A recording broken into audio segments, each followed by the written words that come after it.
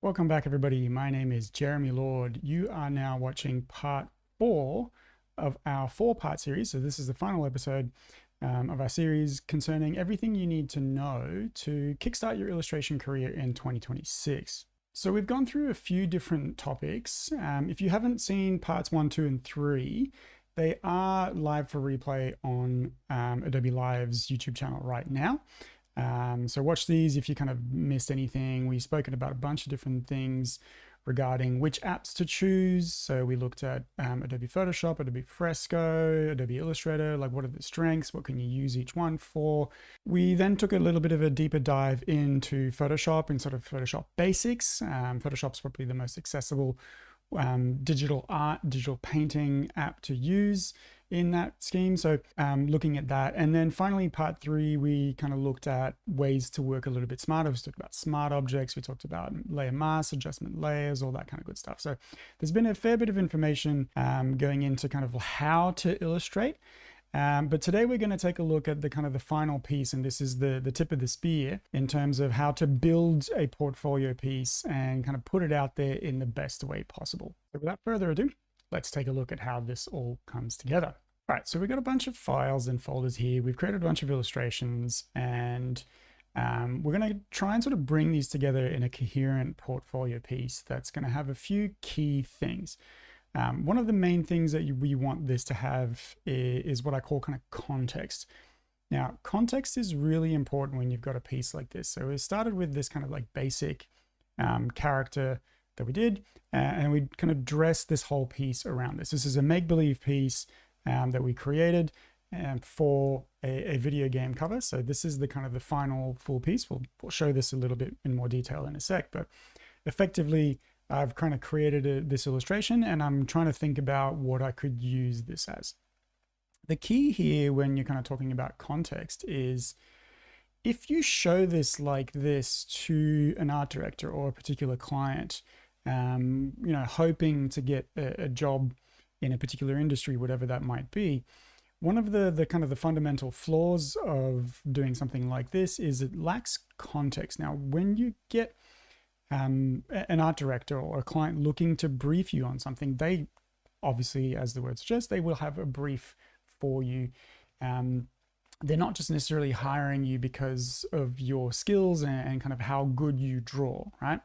Obviously, that is the case, but the vast majority of artists and illustrators out there who are working professionally are going to be at a pretty good level.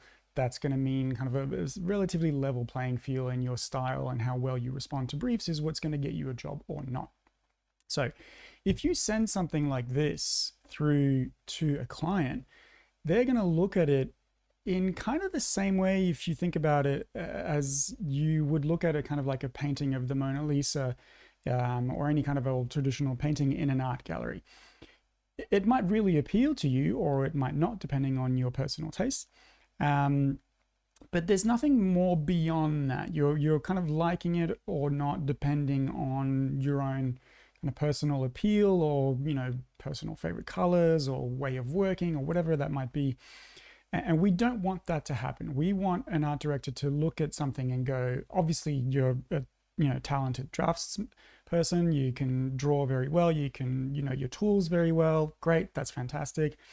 But also your ability to respond to a brief. So looking at this is just like, hey, that's cool, that's nice, but I don't see what I could use this for. That's going to be the thinking of an art director looking at this piece. And we don't want that. We want to be able to show them, this is cool, sure, but you could use this in this context, right? So you could use this for a t-shirt, you could use this for a video game box art, which is what we're going to be doing. You could use this for a promotional campaign. You could use this for selling mouse pads, whatever that thing might be. You need to give it a particular context. So then it's no longer just about how cool the artwork looks, because cool is subjective, right? Somebody might look at it and go like, hey, that's awesome. Another person might look at it and go like, nah, it's not really my cup of tea. So we want to avoid that from happening. So we've got this little character. We have got a kind of a background there with some dressing as well. We've got some type that we created. So we created a kind of like a logo, and then we've created something that will end up going on to a CD, right? So again, we've created this kind of like box art. In fact, let me show you guys in Behance what that looks like, and kind of how this all kind of comes together. So we'll talk about sort of platforms that you can put this on in a sec, but what I've got here is started from this character that I've created that really didn't have much of a context. I've invented a brief for this and created this whole thing. I play a lot of video games. I like to work with the video games industry. So this makes sense for me to do, right? And this is one of the other key points is do the work you want to be asked to do. If you don't really care about video games, then obviously don't do something like this. If your shtick is more, working in the fashion industry, then try and write yourself some briefs and find ways to wrap your artwork into something that's going to look a little bit more geared towards that particular industry and speak to an art director who works in that industry. All right. So in this case, I've got video game. So I've created this character. Then on the back of that, I thought, all right, what's the context here? What could this be for? This could be for like an indie game. So I've written this kind of like pitch of a brief of like, what would this video game be? Kind of to match the character. So this is kind of like a reverse brief, right? Like normally you'd get a brief from a client and then you'd create this character to go with it. I created this character and then I'm kind of reverse engineering a brief to go, what could he be used for? What would he fit with in that context, right? So within that, then I've invented this video game. I have created a logo for it, or kind of like some neon, so neon thrash is kind of like a typography for it. I'm showing kind of sketches. We're showing some merch as well. So it's a skateboarding game. So we got some skate decks, we got some t-shirts, and then a little bit of a pitch and then some extra artwork behind it. So this then kind of shows a particular client who might be maybe working on a video game, that I could do some box art for them. I could do the CD cover. We could do some merch. We could do some extras. There's a bunch of different things that we could do together around this particular artwork. So this artwork's obviously grown a little bit from just this character because of the context that had to go into it. So your context is key here, and this is now a brief.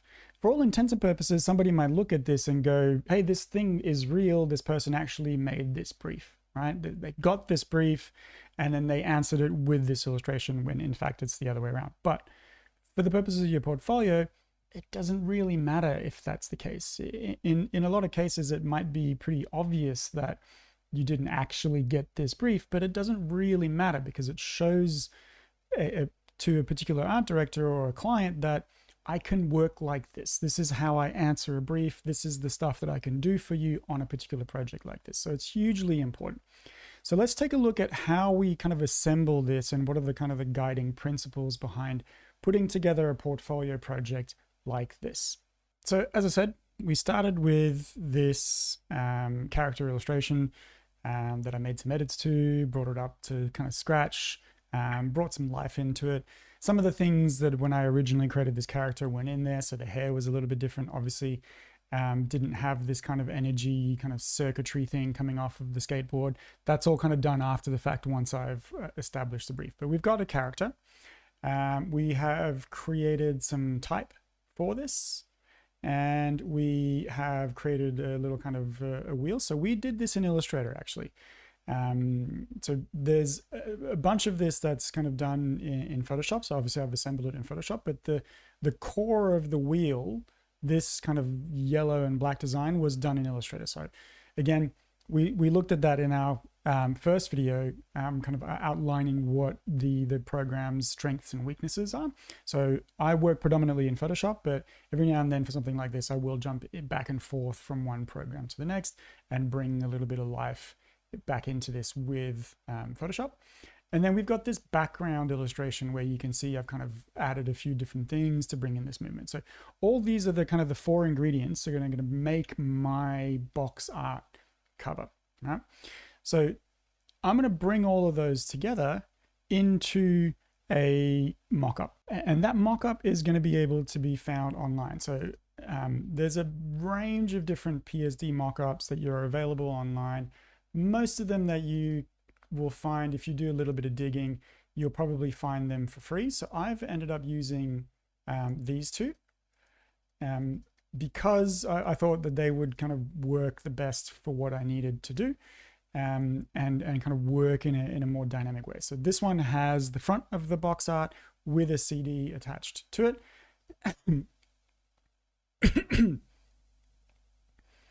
And this one has the kind of the front and the back at the same time that I can work to as well. So using these as mock-ups, and if you watched my third video as well, we talked about smart objects, so you'll be familiar with how these mock-ups work. So they will have a smart object in there that you can double click, and this will open up a separate file that will be your layered file where you're going to assemble all the artwork, and then that will kind of update on its own. So these are really cool to find. If you can find them for free, fantastic.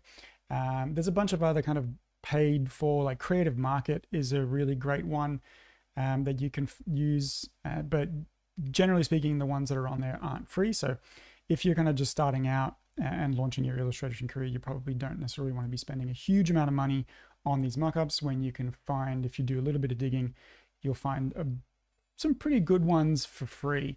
And what you might have noticed as well is that some of these also have like t-shirts and skate decks in it. Those are also PSD mock-ups in the same way. So using that mock-up helps to kind of sell the idea to the client. Trying to like convince a client to use their imagination on something is not really the best way to do this. You really just have to show them the thing, right? So if you're doing skate decks, if you're doing snowboard, if you're doing, you know, anything that you're trying to do, it's always better to put it on a mock-up like this and then try and see how that kind of works and then put that in your presentation. So we've brought all of this together along with a few kind of extra little bits and pieces. So you'll see this like PC, DVD, ROM, and this rating pending. So obviously I'm kind of making this up. But it just helps to make it look a little bit more real. I've got this kind of fake video game developer studio logo down here. And all of this just helps to sell the idea. So I've found those just kind of on the internet. You know, again, Google is your best friend with something like this, Google Images, and you're going to find anything that you need. You can find barcodes, you can look at what other video game covers will do. And this stuff is important because you're trying to sell the idea of like, this needs to look as real as possible. So putting those little extra bits and pieces of dressing is going to be really, really crucial for that.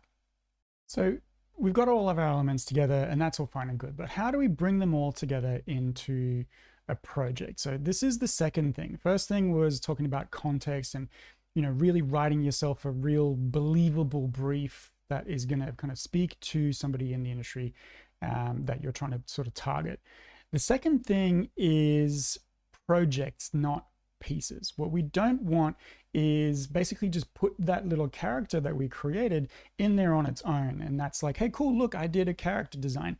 Most people aren't going to read it like that. Most people are going to read it as like, you felt like doing this. This is just a free piece of illustration.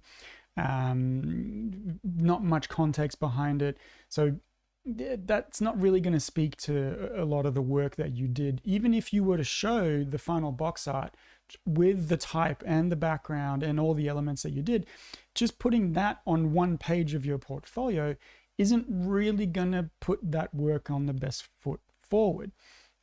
So what we want basically is to be able to work to pieces, to a project that has a lot of different components, rather than individual pieces that go into a portfolio. And again, the first part that we talked about, context, really helps to do that. Writing a brief for it turns it into something that you can kind of roll out a bunch of different things to. So let's take a look at how we do that. All right, so the first way to do this is just kind of like a bad example of what we're talking about, right? This is bad because this isn't really showing the work. And it's one of the things that I tell my students quite a bit is like, show me the work that you did. And if we're kind of considering that this is maybe like an A4 page in a portfolio, or even an A3 page in a landscape portfolio, the work in here is a little bit too small. I can't really see it. So this idea of like, show me the work, it's like, well, yeah, obviously, Jeremy, that's obvious. Like, of course, I'm going to show you the work. But if you do this, you're not really showing me the work. I can't see it. It's way too small. Like the detail on this, you know, skate deck here that has an individual illustration that's nowhere else in there, I can't really take that in. It's just a little bit too small. Not only that, but where now, if you are making a print portfolio, which is a bit kind of rarer and rarer these days for various reasons, but if you're doing this like this, it really is just one page in a portfolio, because you've just got this thing, and yeah, you're showing me all of that, but you're not kind of maximizing the amount of things here. You're not showing me this as a full project, multi-page project. And if chances are, if you're starting out or if you're a postgrad student, you're not going to have a ton of work that you're going to be able to kind of showcase into your portfolio. So doing this is kind of shooting yourself in the foot a little bit, where instead of, you know, having like one project per page, and then you have as many pages in your portfolio as you have projects or pieces, maybe you only have like, you know, 6 or 7 pieces that you're happy to put into a portfolio at the end of your studies, depending on kind of how long you studied for and how prolific you were. That might feel like not enough. Whereas if you did this, you could have like 3 or 4 projects, but each of those projects has like 3 or 4 pages to them, and then you easily end up with like a 20-25 page portfolio, which is heaps. That's plenty for somebody starting out, and you can go in a little bit more depth into those pieces. So this is kind of like, it's okay, but it's not great to do this. What we want instead is something like this, where I've got this long kind of scrollable thing, which is what I've uploaded to Behance. And is this thing that you can kind of take in at your own pace. So I'm really trying to like focus your attention first and foremost on the front of the cover plus the DVD. Then we go on to the back to kind of show what might be on the back. I haven't put in a huge amount of effort into this one. I probably should put a few more like fake screenshots, but again, that's going to take a fair bit of work to make it look like a real kind of thing. But I'm now also kind of putting in my font in here, my character. I'm showing sketches. We'll come back to sketches in a sec. And then I'm showing some kind of extras that, you know, this video game might come out with. A video game gets released, they will often have a fair bit of merch. You might see some t-shirts, you might see some mouse pads, flash drives, like whatever that thing might be, whatever kind of makes sense for, you know, like maybe it's a collector's edition of that video game cover, like whatever that might be, right? This is another kind of cool thing that I can use the art that I created, right? So I'm not putting a huge amount of effort into this, and I'm expanding on the pieces, right? So I've got some type, I've got a character, and I've got a bunch of little kind of illustrations. Those are 3 assets that I created. From those 3 assets, I can make, you know, 10, 20, 25 different pieces that are going to assemble together to create a project. So doing it this way really kind of helps with, you know, putting that work in the best foot forward. Now, the next kind of concept that I really want to talk about is this idea of kind of showing all the work that you did. So we spoke a little bit about this idea of, you know, showcasing your work, putting your work in the best light, putting it nice and big. So this, as opposed to something like this, where we can't really see the work, it's too small. This kind of puts that really kind of front and center. But, and this kind of links up to sketches in a certain way as well, is somebody looking at this box art, for instance, right? So we're looking at this, and, you know, I'm an illustrator, so it's going to be relatively obvious that I created this character, yeah? But it might not be super obvious that I did the type as well. And I've been kind of asked by clients in the past to do this, where I've taken it for granted that they'll know and see that I made certain things for them, right? Not on a project like this, but on a couple of other projects where I created kind of a custom word, not a font, just a custom kind of letter mark. I've then been asked by the client to supply the font or where I downloaded that font from. And it's a little bit sad, because basically what it kind of tells me is the client just assumed that I went and downloaded a font. So that's hours of work that they're completely missing out on, right? It's a little bit like if you were like a restaurant and you're like a pasta restaurant, and everybody just assumes that you went to the shops and bought some pasta from a packet. rather than what you actually did, which was make the pasta by hand, you know, taking care to make it very well, with a lot of care and attention. That's some of the, you know, even just down to your invoice, your client might haggle a little bit more because they don't see the full extent of the work that you have created for this. And that can be a bit of an issue.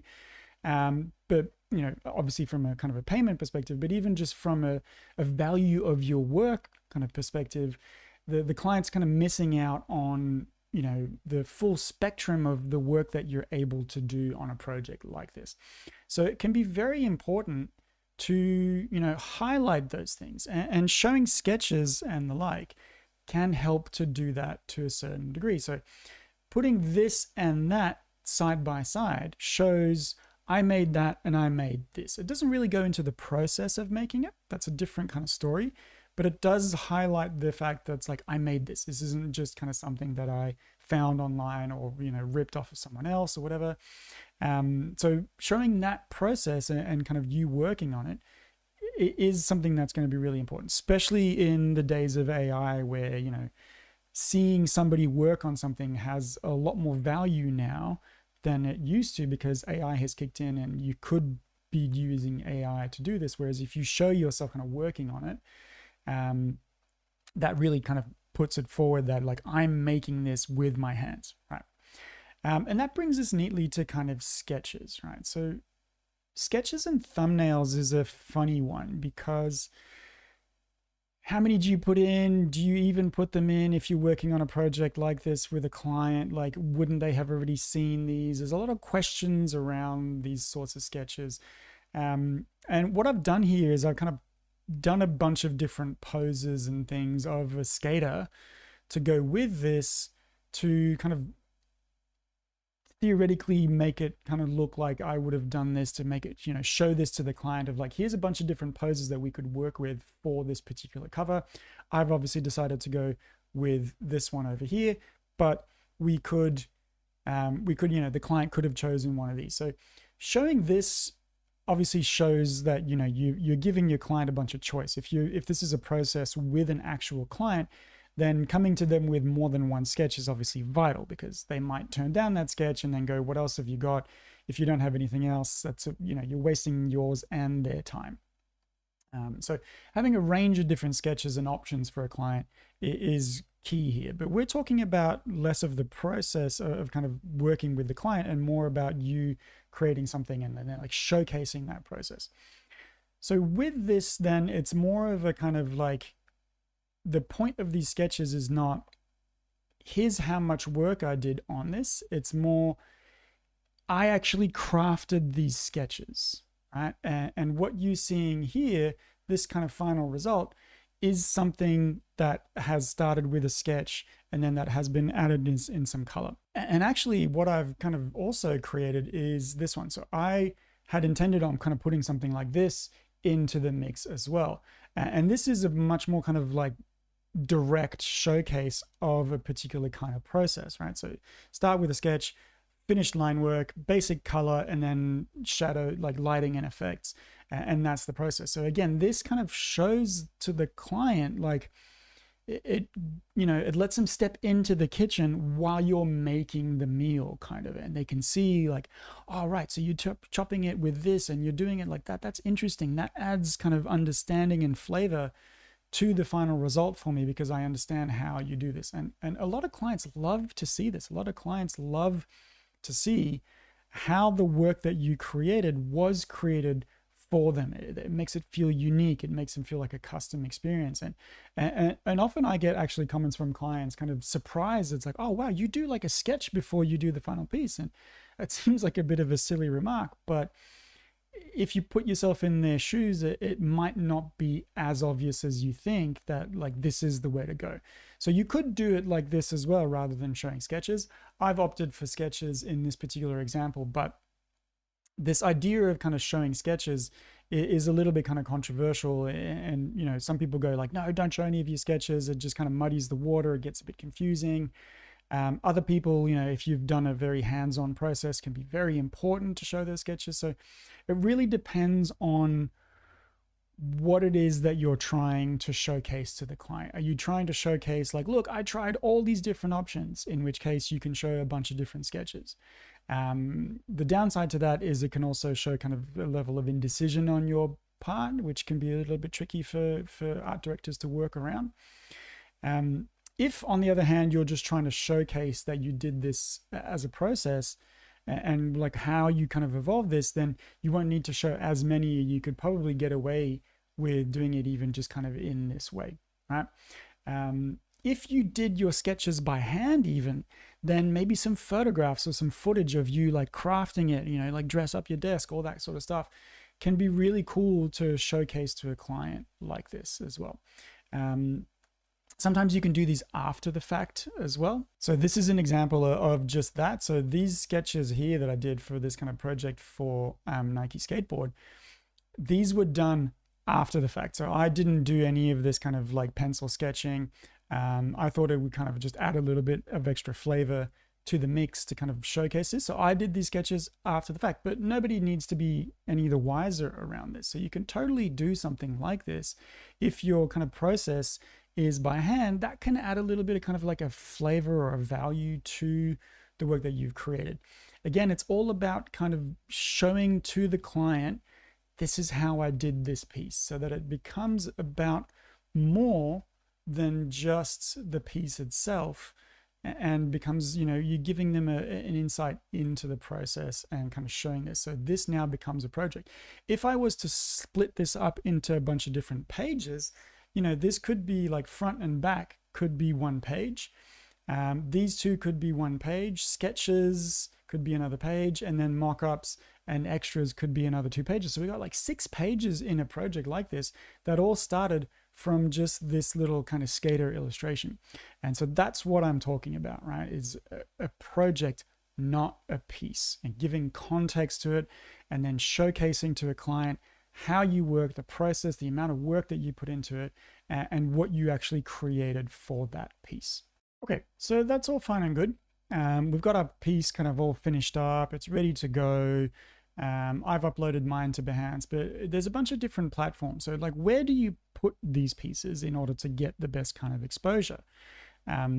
One way to do this is maybe to just kind of save this as a multi-page PDF and then send that sample out to a client to kind of download and all that. That can be a little bit tricky depending on how big your project is or how well optimized your PDF is. It can be a heavy PDF to download. Somebody in an agency might look at that and go like, oh, I don't want to really download this kind of like 40 megabyte PDF. It might have a virus on it, all that kind of stuff. So I wouldn't necessarily advise doing that just yet. It also is quite sort of requires a bit of work from you to then like send it out to that particular person. And if they lose it or if it doesn't go through, it doesn't live anywhere. So it's probably better to have it online somewhere. So you could just flick somebody the link.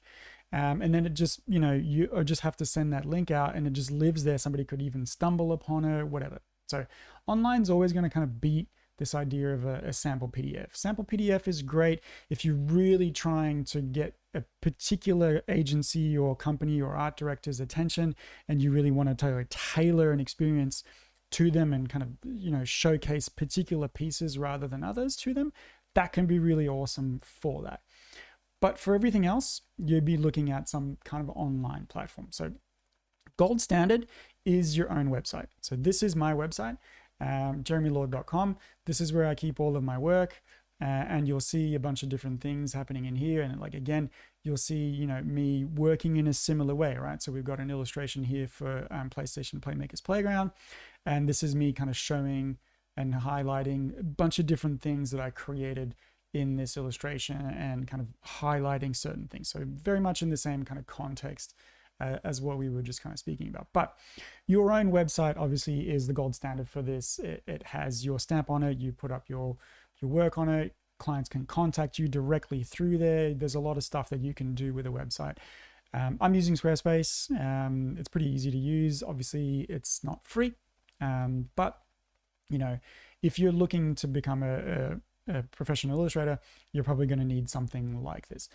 Next best thing I would say would be for something like Behance. So this is my Behance page. I put a lot of the same work as I do on my own website, with maybe some, a few different things that I like, but don't necessarily feel like they deserve a spot on my website.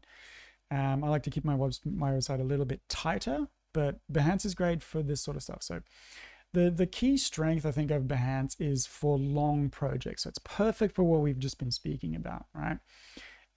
Projects with lots of different kind of pages, lots of different illustrations, lots to kind of show. Behance is really cool for this sort of stuff. So Behance is free as well.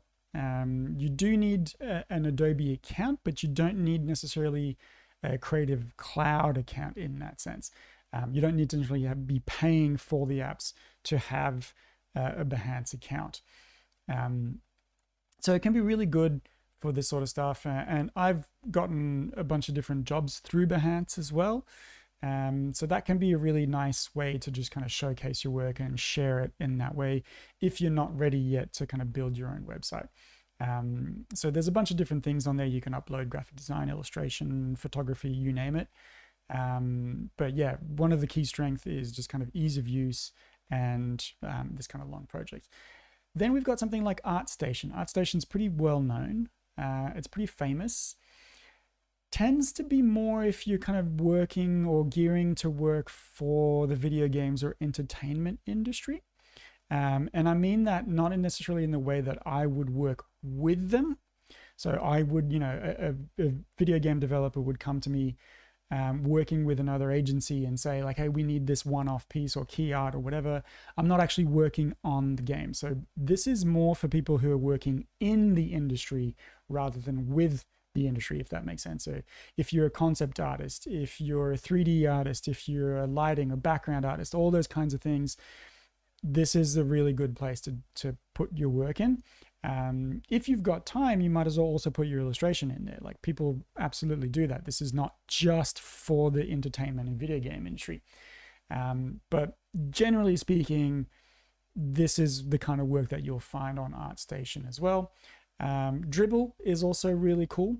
It used to be invite only. I'm not sure if it still is, but Dribbble is a little bit more kind of graphic design focused. So if your work has a little bit more of a kind of a graphic design lean to it, you'll be able to kind of put that on there. Obviously there is illustration in Dribbble, and there's quite a bit of it. So, feel free to use that as well. If you already have an account and if you've started kind of using it, you could absolutely keep using this.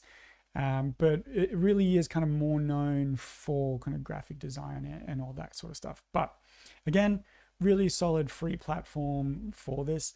And then finally, kind of one of the more famous ones is DeviantArt. I wouldn't necessarily recommend DeviantArt.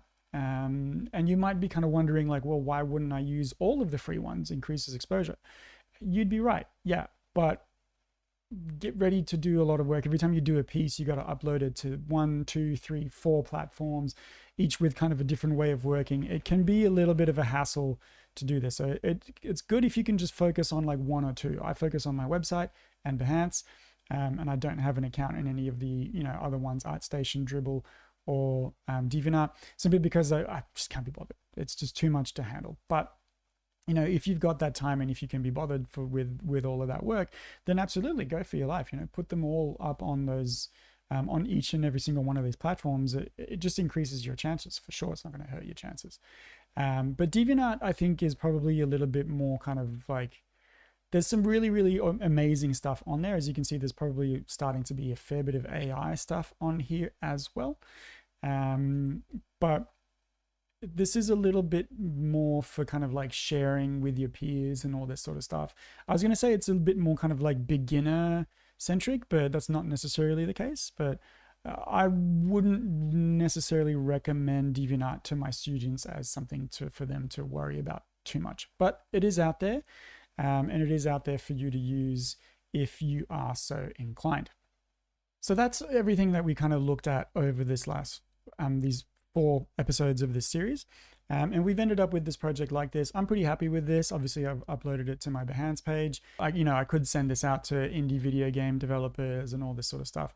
And it's just gone from just something that was a loose sketch that I did just for fun, write myself a brief, create a portfolio piece, and then show that portfolio piece in the most kind of professional way to end up with something that's going to be shareable with art directors and hopefully get you a job. So that's it for this 4-part series. We've covered a lot of stuff. There's a lot for sure to talk about when we talk about digital illustration and just illustration in general. We covered a bunch of different topics, apps, platforms, workflows, all that sort of stuff. So again, if you missed the first 3 videos, they're available for replay on Adobe Live's YouTube channel. So make sure you guys watch them if you're more interested in these sorts of things. But that's a bit of a kind of an all around, in a nutshell, look at kind of how to go from kind of just a loose sketch into building a portfolio and then kind of kickstarting your illustration career in 2026. So thanks very much for watching. I really hope you guys enjoyed this. I hope you guys got something out of it. All that's left for me to do is wish you all the best in your illustration career. Hit me up if you guys have any questions on anything like that. And yeah, all the best.